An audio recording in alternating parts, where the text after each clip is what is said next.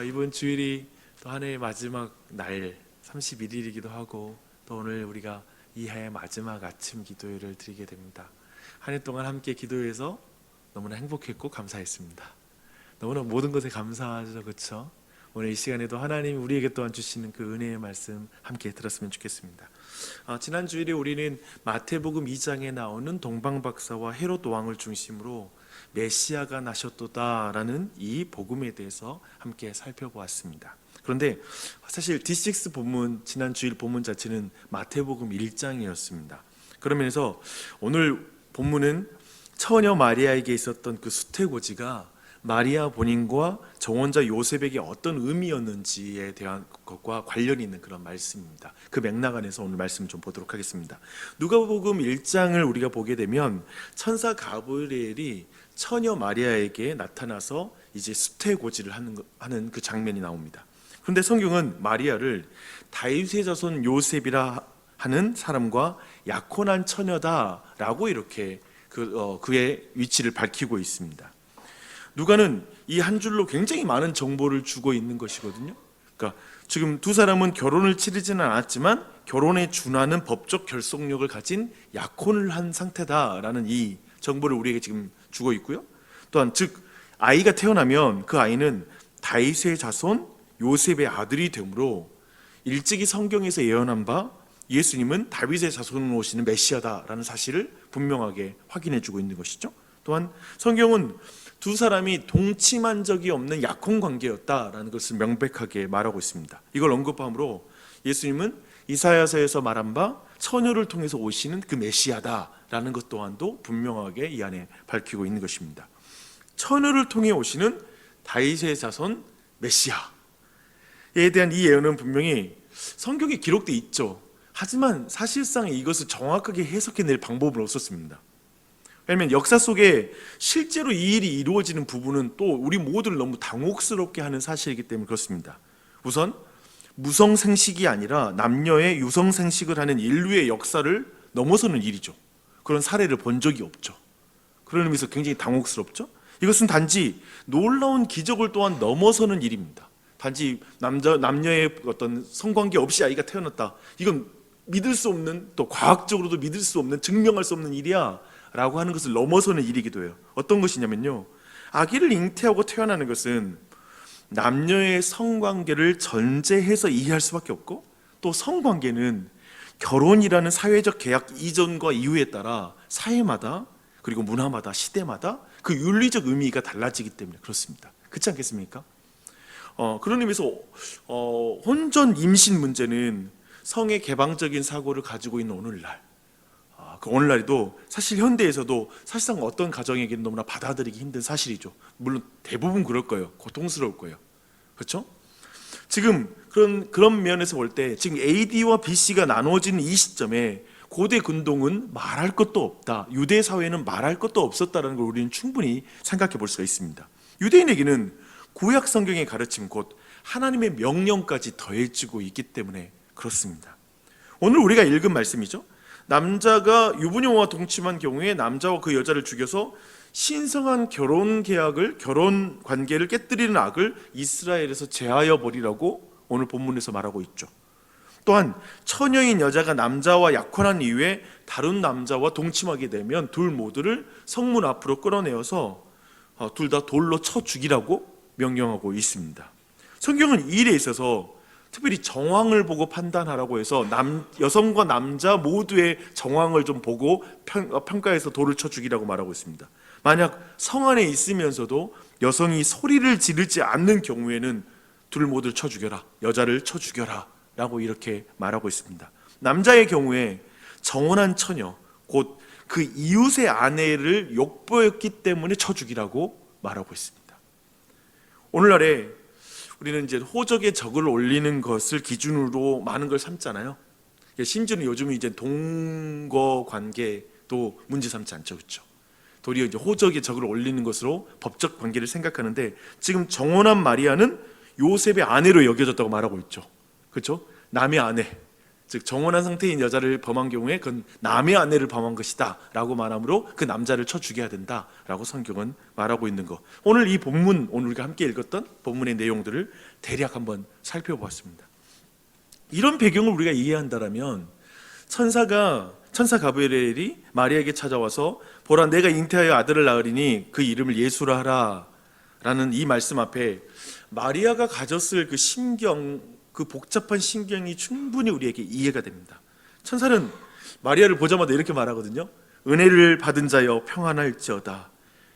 근데 그가 가져온 메시지는 전혀 평안하지 않고 뭐 되게 은혜 받은 그런 메시지는 아닌 것 같은 느낌이 들죠. 그렇죠? 복잡하죠. 사실 엄청난 그의 운명의 변화, 그의 삶의 상황을 너무나 바꿀 수 있는 그런 엄청난 소식을, 폭풍과 같은 소식을 가져왔다라고 이해할 수 있습니다. 마리아의 입장에서는 사실 넘어야 될 게 너무 많습니다. 가장 먼저 뭘 묻냐면, 나는 남자를 알지 못하는데 어찌 이 일이 있겠습니까? 라고 말하고 있죠. 그러니까 성에 개방적이지 않더라도 그 당시에 아이가 성관계를 통해서 태어나는 정도는 다 알고 있죠. 인간이 무성생식을 하는 건 아니다. 남녀의 유성생식을 한다라는 그 정도는 알고 있는 것이죠. 도저히 그게 이해 안 되니까 가장 먼저 그 말을 물어봅니다. 우리 모두에게 가진 질문이기도 하죠. 근데 천사는 이렇게 말합니다. 성령이 내게 임하시고 지극히 높으신 이의 능력이 너를 덮으시리니 이러므로 나실 바 거룩한 이는 하나님의 아들이라 일컬어지리라. 즉 지금 가브리엘은 창조의 현장의 이미지를 딱 가져와서 이 모든 걸 설명합니다. 왜냐하면 유대인들은 창세기의 첫 장과 두 장 이 모든 걸 자세하게 알고 있으니까요. 즉 성령이 온 세상을 물 위에서 닭이 알을 품듯이 온 세상을 품으셨고, 그리고 하나님의 말씀의 능력으로 이 온 우주가 창조된 것을 너무나 잘 알고 있으니까요. 그 일을 하나님이 하신 거죠. 근데 그 하나님이 지금 너를 덮고 너에게 이 일을 이룰 거야 라고 말씀하고 있습니다. 가브리엘은 불임으로 고생하다가 또한 나이든 엘리사벳과 사가랴의 임신 소식을 또 알려줌으로 여기에 확신을 더해주고 있습니다. 그래서 마태복음이 시작하는 바 아브라함과 다윗의 자손 예수 그리스도이시다라는 사실을 의도적으로 드러내는 것이죠. 왜냐하면 사가랴와 그리고 아까 말했던 엘리사벳의 그 상황, 이제 나이 들어서 아이를 낳지 못하는 불가능한 상황, 그 상황이 지금 바로 앞에서 재현되고 있으니까 지금 아브라함의 인생을 통해서 강조되는 메시지가 동일하게 강조된 메시지로 이제 이렇게 주어집니다.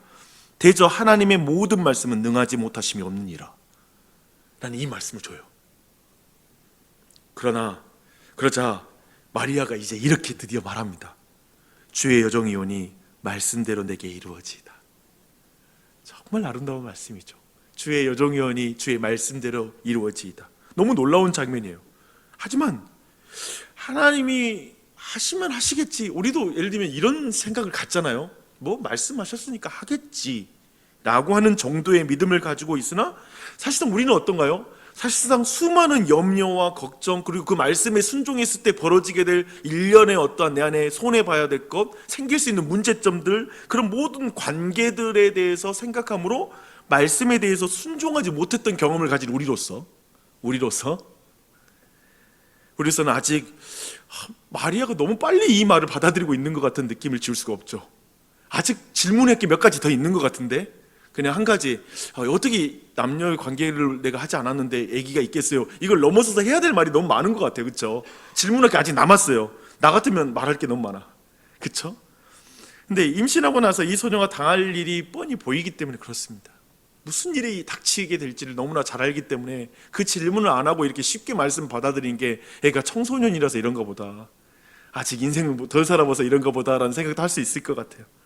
그래서 어떤 이는 하나님이 다 아시겠지만 이런 어려운 일을 사회적으로 경험하게 하는 것은 너무 가혹한 일이 아닌가, 아직 너무 어린 아이인데 라는 그런 생각도 할 수 있습니다. 뭐 직장에서 왕따 당하지 않겠어요? 가족에게 버림받고 또 그 다음에 약혼관계도 파탄날 것이고, 우리의 눈에 너무나 해결해야 될 것이 너무나 많아 보입니다. 그러나 지금 잘 보시면 마리아 편에서는 해결할 수 있는 게 아무것도 없습니다. 이걸 받아들이고 나서도. 마태복음의 저자는 이런 질문을 이제 요셉을 통해서 답하기 시작합니다. 요셉은 마리아의 임신 사실을 알게 됩니다. 그런데 그는 의인에게 이것을 드러내어서 마리아를 욕되게 하지 않고 가만히 끊고자 합니다. 하지만 관계를 끊고 나서 이제 마리아의 배가 불러오고 소식을 들으니까 이제 결혼 약혼 관계 깨뜨렸대라는 이 소식이 이제 그 사회에 퍼지게 되면 마리아가 외간 남자와 바람나서 저렇게 됐구나 라고 하면서 모든 비난이 마리아에게 쏟아질 것은 분명하죠. 그러나 한 남자로서 요셉은 지금 그가 할 수 있는 가장 점잖은 방식으로 이 문제를 정리하기로 결정한 것이죠. 그때 주의 사자가 현몽하여서 이 아이가 성령으로 잉태된 것, 곧 무성생식으로 그 일이 이루어진 것이 아니라 성령님의 권능으로 잉태되었다라는 것, 또 한편에 외간 남자와의 관계를 통해서 태어난 것이 아니라, 잉태된 것이 아니라 성령의 역사로 이 아이가 생겨났다는 걸 말해주죠. 그리고 그 아이는 선지자로 예언되었던 곧 처녀가 잉태하여 아이들을 낳을 것이요 그 이름은 임마누엘이라 하라 라던 그 말씀의 성취라는 것을 말해줍니다. 그러자 요셉은 놀랍게도 성경 보니까요, 당장 주의 사자의 분부대로 행하여 그 아내를 데리고 왔다고 말합니다. 근데 우리는 그러나 그의 마음에 있었던 이 말씀을 들었을 때 그의 마음에 있었던 그 고백을 충분히 예상할 수 있죠. 이런 고백이죠. 주의 종이오니 말씀대로 내 아내에게 이루어지이다. 그리고 내게 이루어지이다 라는 고백이 있고 그는 행동으로 옮긴 것이죠. 그 행동에는 이 고백이 분명히 담겨져 있다고 우리 모두는 믿습니다. 이 특별한 인도하심, 정말 하나님의 이 예상치 못한 방법, 그 하나님 앞에 정말 이 요셉이 그 모든 것을 내어드릴 때 그는 혼전 성관계를 했어. 요셉이 점잖아 보이지만 뒤로 아주 음흉한 놈이야 라고 하는 이런 사회적인 어떤 비도덕적이고 또한 비종교적인 사람으로 그 사회에서 낙인 찍히는 것 기꺼이 감수하고 그는 기꺼이 그 말씀대로 이루어질 걸 믿고 아내를 데리고 오는 것이죠. 우리는 이런 결정이 있었다는 걸 알고 있습니다. 이렇게 함으로 우리는 마리아 편에서는 해결할 수 없었던 일을 요셉을 통해서 해결하고 또한 두 사람 모두 말씀대로 함으로 이 땅의 모든 과학과 상식에서 벗어남으로 미친 사람이라고, 어쩌면 이 아이는 하나님이신 아이예요 라고 말한다면 모두가 미쳤구나 너희들이 라고 이렇게 비난받을 수 있는 걸 감내하고, 또한 종교와 윤리적인 기준을 벗어남으로 비윤리적이라는 그런 것들을 감내하며 이 모든 일을 이루었다라는 걸 우리는 오늘 말씀을 통해서 확인했습니다. 이 말씀 다 보는데 이런 질문이 생겨요. 왜 하나님은 이런 방식으로 예수님을 보내는 것일까? 근본적으로 하나님 왜 이렇게 일하실까? 왜냐하면 오늘날도 이런 방식으로 일하니까. 즉 예수님께서 성인으로 이 땅에 오셨을 수 있다라는 생각을 우리는 지울 수가 없습니다. 그 말은 무슨 말이냐면 하나님은 손쉬운 방식이자 그냥 모든 사람을 당혹스럽지 않게 하는 방식으로 일할 수 있는 분이신데 왜 이렇게 일하실까? 왜 누구 순종하게 되면 이렇게 낙인 찍힐 수 있고 여러 가지로 사회적으로 어려울 수 있는 방식으로 일하실까라는 생각이 듭니다. 늘 누군가를 난처하게 만들면서 결국 주의 말씀을 믿게 만드는 방식, 그것은 아브라함과 그리고 사라에게 그 일이 일어났죠. 그리고 오늘도 요셉과 마리아에게도 그 일이 일어나고 있죠. 즉 믿음을 일으키는 방식으로 일하십니다. 말씀을 믿는 믿음을 일으키는 방식으로. 특별히 마리아만이 아니라 요셉의 믿음까지 일으킴으로 첫사람, 첫 부부죠. 하와와 그리고 아담이 말씀을 깨뜨림으로 깨어졌던 그 부부의 관계를 근본적으로 구원하는 방식으로 하나님이 일하고 계십니다. 이게 하나님의 방식이에요.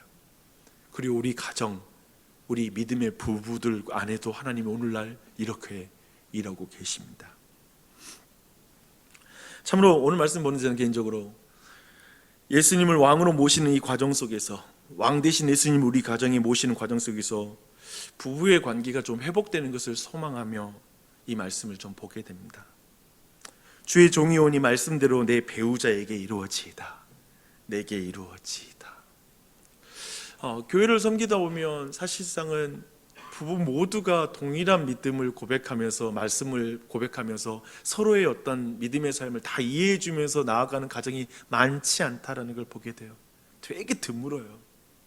때로는 홀로 신앙생활하는 분이 교회 안에 있죠. 너무나 마음이 아파요. 그리고 항상 그 마음 가운데는 정말 내 남편이 조금만 믿음이 갔거나 내 아내가 믿음을 가져줬다면 내 신앙과 내가 교회에서의 삶이 좀 더 많이 바뀌었을 것 같은데 하는 그 마음과 그 고통이 모든 그런 한 배우자, 외짝으로 신앙생활을 나가는 사람에게는 그런 고통이 있습니다. 근데 특별히 그런 모든 분을 위로하고 싶어요, 이 연말에. 근데 어떤 의미에서는 그런 관계가 너무 깨지면 새로운 해가 다가오는 게 그렇게 기쁘지도 않아요. 앞으로 신앙생활에 대해서도 큰 기대감이 없을 때가 있어요. 낙심되니까 어려울 수 있어요. 오늘 이 말씀이 그 모든 분들 듣는 이들에게 하나님의 위로가 되길 바라요. 근데 마리아를 통해서 배우는 건 분명히 이거예요. 요셉이 어떻게 반응할까, 그가 어떤 믿음을 취할까가 중요한 건 아닌 것 같아요. 그냥 마리아는 그 자신으로서 하나님의 음성을 듣고 주의 여종이오니 주의 말씀이 내게 이루어지이다라고 고백하고 내 믿음의 길을 굳건하게 걷는 것, 그것이 분명히 필요하다는 것을 우리가 깨닫게 돼요. 저는 여러분이 그렇게 믿음으로 나아가길 바랍니다. 또한 동시에 이젠 하나님께서 내 배우자에게 일할 수 있다는 이 믿음도 놓치지 않았으면 좋겠어요. 요셉에게 하나님이 가세요. 사실상 내가 해결할 수 있는 건 거의 없다는 걸 부부관계에 정말 느끼게 돼요. 내가 가서 아니야, 이거 지금 말씀으로 된 거야, 아니면 뭐 내가 어떻게 된 거야 라고 증명해도 절대 믿어주지 않죠. 하나님이 만져줘야 되는 부분이 있다는 걸 깨닫게 돼요. 믿음의 영역이 그래요.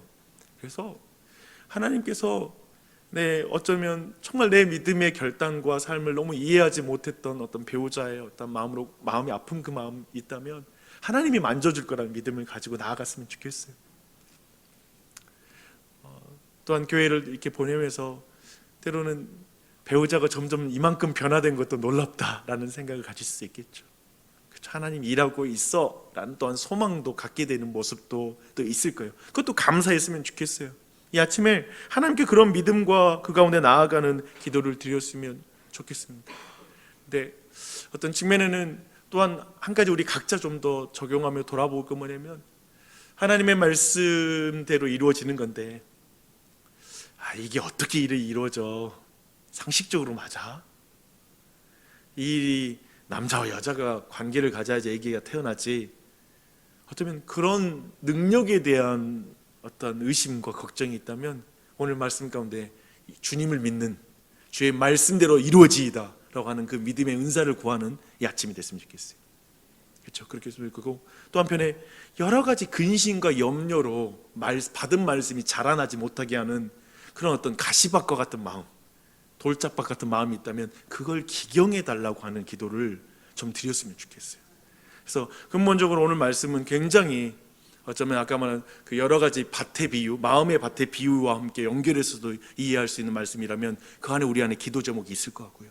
또 한편에 부부의 관계 안에 이 말씀을 적용해서 한번 생각하면서 감사의 기도도 드리고, 또 한편에 소망의 기도를 드리면서 내가 결단하고 나아가야 될 그 삶을 주님께 고백하는 이 아침이 되었으면 좋겠습니다. 기도하겠습니다.